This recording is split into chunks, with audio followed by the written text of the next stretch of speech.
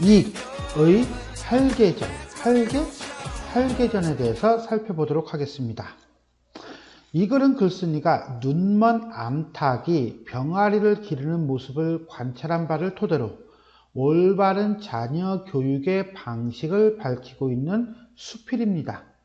눈이 멀었다는 약점이 새끼들을 기르는데 장애가 될 것이라는 통념과는 달리 오히려 병아리들이 자립할 수 있는 여건이 된다는 생각을 통해 자식 교육에 있어 과도한 집착과 보호야말로 바람직하지 않은 태도임을 지적하고 있습니다. 자, 한번 볼까요? 이건 수필이니까 저 본문을 읽기보다는 바로 풀이로 들어가겠습니다. 눈먼 암탉이 둥지에서 알을 품고 있는데 눈먼 암탉, 이게 할개예요. 개자가 닭개자고요. 중심 소재가 되겠네요. 바른편 눈은 완전히 덮였고 왼쪽 눈도 반 이상 실눈이 되어 있었다. 거의 보이지 않는 상황이 되겠네요. 왜 오른쪽 눈은 완전히 실명했고 왼쪽 눈도 정상은 아니고요. 먹이가 그릇에 가득하지 않으면 뛰어 먹지를 못하고, 왜? 이게 눈에 초점이 맞지를 않는 거예요. 그러니까 먹이를 부리로 조준하기가 힘든 거죠. 다니다가 담장이라도 부딪히면 헤매다가 돌아 나오곤 하니 정상이 아니네. 모두들 저래 가지고는 새끼를 기를 수 없다고 하였다. 그렇겠죠? 방향감각까지 이러는데 어떻게 새끼를 기르겠어? 라고 사람들이 생각을 한다는 거예요. 일반적인 통념. 자, 눈먼 닭에 대한 통념을 제시하고 있다. 이게 처음 부분이에요. 마침내 날짜가 차서, 어떤 날짜? 알이 부화할 날짜가 차서 눈먼 닭이 품고 있는 알에서 병아리가 깨어 나오니 이것을 빼앗아서 다른 어미에게 주려고 하였으나, 왜? 눈먼 암탉이 병아리를 키울 수 없을 것이라고 판단한 거죠. 한편으로는 측은하기도 하여 차마 그러지 못하였다. 이런 걸 우린 네 글자로 뭐라고 합니까? 그렇죠. 측은, 지심. 얼마 후 살펴보니 시간이 지났어요. 별다른 재주가 있는 것도 아니고 항상 뜰 주변을 떠나지 않는데 병아리들은 똘똘하게 잘 자라고 있었다. 오잉? 자, 사람들이 생각했던 것과 전혀 다른 예상 밖의 상황이 나왔네요. 다른 어미들의 병아리들은, 다른 어미? 정상적인 닭이죠. 의 병아리들은 병들고 상처받아 죽거나 어미를 잃어버려 절반도 안 남았는데, 자, 이게 일반적인 상황인 거예요. 유독 눈먼 닭의 둥지만은 온전하니, 이거 왜 이러지? 퀘스천 짱! 어쩐 일인가? 의문이 나온 거죠. 의문 제기. 병아리를 잘 키우는 눈먼 닭에 대한 의문 제기. 처음, 중간, 끝이라고 한다면 이건 중간에 첫 번째에 해당한다 라고 보시면 되겠습니다. 흔히들 새끼를 잘 길러낸다고 하는 데는 두 가지 이유가 있다. 조건이 있다. 첫 번째, 먹이를 잘 구하는 것. 두 번째, 환란을 잘 막아주는 것이다. 자, 먹이를 잘 구하려면 뭐 해야 되고, 환란을 잘 막으려면 뭐 해야 되는데?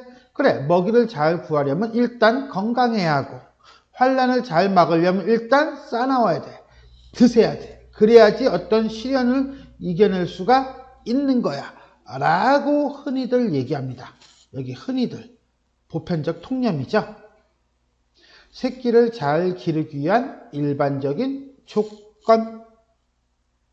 병아리가 껍질을 깨고 나오면 어미닭은 흙을 후비고 숨어있는 벌레를 찾아내느라 부리와 발톱이 다 달아 빠지며 새끼를 먹여 살리기 위해서 희생하는 어미닭이죠. 사방으로 흩어지는 새끼들을 불러 모으느라 잠시 쉴 틈이 없다. 그래서 건강해야 한다 라는 거예요. 또 위로는 까마귀, 솔개, 주위에는 고양이, 개들을 주변을 살펴야 돼. 왜? 얘네들이 병아리를 노리는 존재들이거든. 그러니 부리를 세우고 깃을 펄떡여 목숨을 내걸고 한거를 해야 돼. 왜? 새끼를 지켜야 되거든. 어미닭의 노력. 마치 용사가 맹적을 만난 것 같이 해야 한다. 그게 바로 싸나워야 하는 이유예요. 그러다가 숲속으로 달아나서는 때 맞추어 불러서 몰고 오는데 그러다가 누가 어미닭과 병아리들이 숲속으로 달아나서 때 맞추어 누가 불러야 돼? 무엇을? 병아리들을 불러 모으는데 병아리들은 삐약거리며 간신히 뒤따라오긴 하지만 힘이 빠지고 병들기가 십상이다. 왜? 도망치느라고 지치고 병들거든. 그래서 어미닭의 보호가 필요한 거예요. 때로는 엇갈려 길을 잃기도 하면 물이나 불 속에 빠져, 물이나 불? 위험스러운 상황, 고통스러운 상황에 빠져 생사를 기약할 수가 없으니 이렇게 되면 먹이를 구해준 것도 허사가 된다. 어미닭의 노력이 허사가 된다. 건강해도 소용이 없더라. 그래서 병아리들이 다 죽더라. 또 조심조심 보호하고 타오르는 불길같이 맹렬히 싸워도 새끼를 지키기 위해서 어미닭이 그렇게 싸납게 막 달려들고 노력을 하여도 환란이 스치고 가면 병아리 60-70%는 잃고 만다. 게다가 너무 멀리 나가 사람의 보호도 받지 못하면 싸나운 세매를 무슨 수로 당해내겠는가? 싸나운 세매, 이거는 어미닭이 혼자서 어떻게 해줄 수 있는 존재가 아닌 거예요. 그러니 당연히 사람의 보호를 받아야 되는 거야. 근데 너무 멀리 나가서 못 받아. 그러면 어떻게 되겠어? 그렇지. 애쓴 것이 허사가 된다.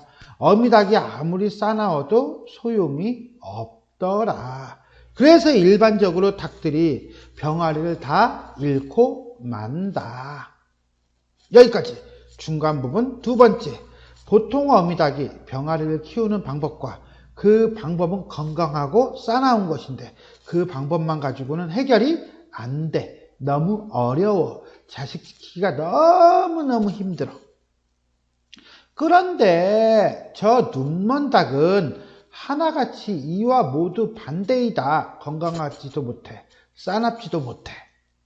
그럼에도 불구하고 새끼를 잘 키워. 와이? 멀리 갈 수가 없으므로. 왜? 가다가 들이받거든. 사람 가까이서 맴돌고. 멀리 갈 수 없다는 것은 눈먼 닭의 제약이죠. 환경이야. 어쩔 수가 없는 거야. 그러니까 뭐해? 대응은 사람 가까이서 맴돌 수밖에 없는 거야. 눈으로 살필 수가 없으니 왜 한쪽 눈이 멀었고 한쪽 눈도 약하니까. 제약이죠.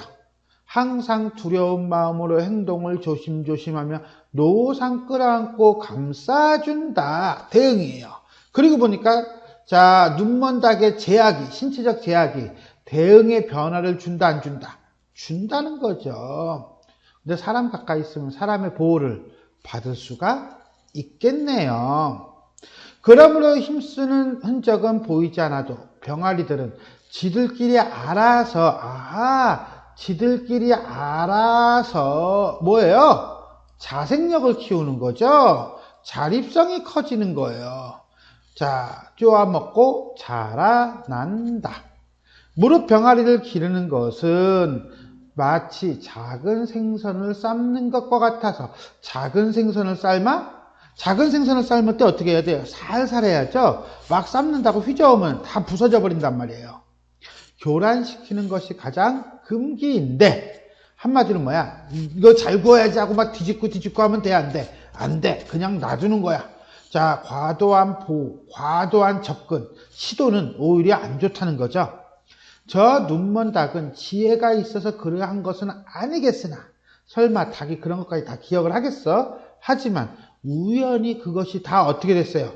적중을 해요. 그래서 양육의 만전을 이루게 된 것이다.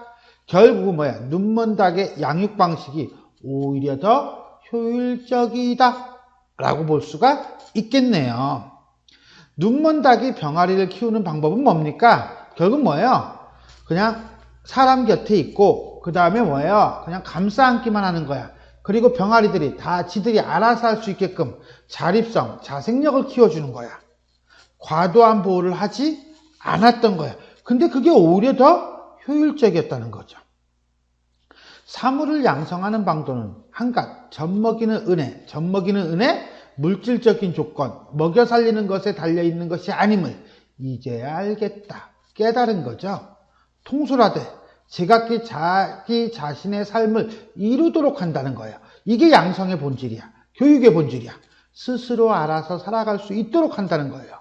그 요령은 오직 잘 인솔하여 잃어버리지 않는 것뿐이다. 이게 바로 양성의 요령이네요. 나는 이 병아리 기르는 것으로 인하여 사람을 교육하는 법, 자식을 키우는 법을 깨달았다. 자, 뭘 통해서? 자, 제각기 자기 삶을 이루도록 하는 것, 스스로 살아갈 수 있도록 하는 것, 그것이 바로 올바른 방법이야. 그건 어떻게 하는 거야? 그렇지. 잘 인솔하여 잃어버리지 않기만 하면 되는 거야. 이 두 가지를 병아리를 통해서, 눈먼 닭을 통해서 깨달았다라고 얘기를 하고 있습니다. 끝! 눈먼 닭을 통한 자녀 양육의 방법에 대한 깨달음이라고 볼 수 있겠습니다. 자, 여기까지가 이익의 할개전에 대한 전체 내용이 되겠습니다. 자, 그럼 이제 전체 정리를 한번 해보겠습니다. 한문수필이고요. 교훈적이다. 그 다음에 우의적이다. 닭을 통해서 보여주죠. 처음, 중간, 끝 3단계 구성이고요. 양육, 자녀 교육의 올바른 방법을 얘기하고 있다. 통념에 대한 비판과 함께 관찰을 통한 깨달음을 제시하고 있다. 자, 어떻게 되죠? 그렇죠. 자, 먹이가 그릇에 가득하지 않으면 쪼아 먹지 못하고 다니다가 담장이라도 부딪히면 헤매다가 돌아 나오고 나니 모두들 절에 가지고는 새끼를 기를 수 없겠다라고 하였다. 누가? 사람들이. 보편적 통념이에요. 그런데 유독 눈먼 닭의 둥지만 온전하니 어찌된 일인가? 라고 의문을 제기하죠. 그리고 난 다음에 항상 두려운 마음으로 행동을 조심조심하며 노상 끌어안고 감싸준다라고 관찰을 하고 난 다음에 나는 이 병아리 기르는 것으로 인하여 사람을 양육하는 도리를 깨달았다라고 하는 깨달음으로 간다는 거예요. 이런 구성을 띠고 있다라고 보시면 되겠습니다. 전의 형식, 할개전이죠. 전의 형식을 빌려서 내용을 전개하고 있다. 자, 일반적인 전의 양식을 본다면 우리는 어떤 것인가 볼까요? 근데 이 작품은요, 개인적인 경험을 바탕으로 눈먼 암탉이 새끼를 기르는 방법을 통해 얻은 깨달음을 제시하고 있어요. 그런데 전의 일반적인 양식은 도입부, 전개부, 종결부로 나옵니다. 도입부, 전을 기술하고자 하는 인물을 소개하거나 아니면 이 글을 쓰게 된 동기를 제시합니다.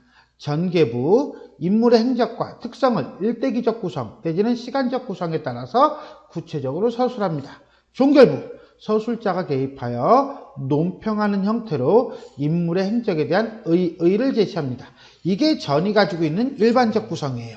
그런데 이 작품도 세 개로 나누지만 조금 달라요. 어떻게 다르냐면요. 처음, 일반적인 통념을 제시해요. 중간에는 의문을 제기하고요. 그 다음에 보통의 어미닭, 건강한 어미닭이 병아리를 키우는 방법. 그 다음에 눈먼 닭이 병아리를 키우는 방법. 이라고 해서 이렇게 이 두 개를 대비를 합니다. 어떤 시간이라든가 일대기적 구성이 안 나와요. 그리고 난 다음에 눈먼 닭을 통해서 자녀 양육 방법에 대한 깨달음이에요. 그러니까 글쓴이의 깨달음이 나오고 있지, 이 눈먼 닭의 어떤 의라든가 평가가 나오고 있는 것은 아니에요. 그러니까 분명 전의 형식을 차용하고 있긴 하지만 조금 독창적이다 라고 볼 수가 있습니다. 결국 이 글은 두 대상의 대비를 통해서 주제를 드러내고 있다라고 보시면 되겠네요. 지금까지 우리는 이게 고전수필 할개전에 대해서 살펴보았습니다. 지금까지 내용이 도움이 되었다면 구독 버튼 눌러주시면 감사하겠고요. 그 다음에 좋아요, 그 다음에 알람 설정 부탁드리겠습니다. 수고하셨습니다.